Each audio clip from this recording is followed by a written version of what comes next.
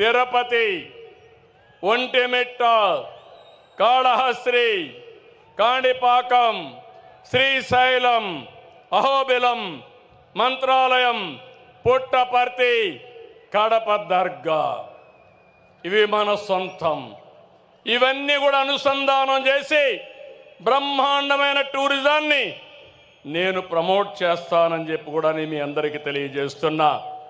ఇది రాయలసీమ మిషన్. ఇది రాయలసీమకు నేను ఇచ్చే వరం. రాయలసీమ రాబోయే రోజుల్లో రాళ్లసీమ కాదు, పేదరికం ఉండదు, రాష్ట్రానికి ఒక మణిహారంగా తయారు చేసే బాధ్యత నాది. సిద్ధమా తమ్ముళ్ళు అని అడుగుతున్నా మిమ్మల్ని అందరినీ.